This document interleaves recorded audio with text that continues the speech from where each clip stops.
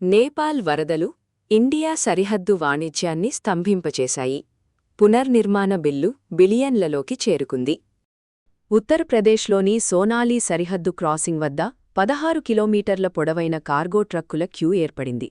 బుధవారం నాటి ఆకస్మిక వరద ధాటికి దెబ్బతిన్న లూడ్లు వంతెనలపై కాఠ్మండూకు వెళ్లాల్సిన సరుకులను నిలిపివేసింది. నేపాల్ చైనా సరిహద్దులో హిమానీ నదం కూలిపోవడంతో సంభవించిన ఈ వరద నేపాల్లో కనీసం 489 మందిని, టిబెట్లో 5గురిని బలిగొంది.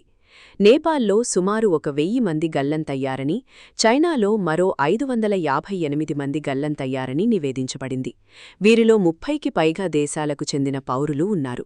ఇండియా విదేశాంగ మంత్రిత్వ శాఖ 288 మంది ఇండియన్ పౌరులు అందుబాటులో లేరని, వారిలో 73 మంది ఒక పవర్ ప్రాజెక్టులో పనిచేస్తున్నారని తెలిపింది.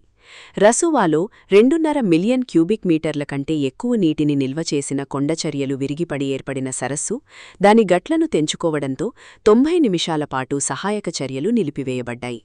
ఆర్థిక మంత్రి స్వర్ణిం వాగ్లే మాట్లాడుతూ $45 బిలియన్ ఆర్థిక వ్యవస్థ పునర్నిర్మాణం కోసం కనీసం కొన్ని బిలియన్ డాలర్లు అవసరమని, వరల్డ్ బ్యాంక్ సుమారు $160 million, Asian development bank $5 million కేటాయించాయని తెలిపారు. మేము రోజు చివర ఒక డైలీ సమరీ మరియు ప్రతి సాటర్డే ఒక వీక్లీ సమరీ కూడా ప్రచురిస్తాము. దయచేసి అప్డేటెడ్గా ఉండటానికి సబ్స్క్రైబ్ చేయండి.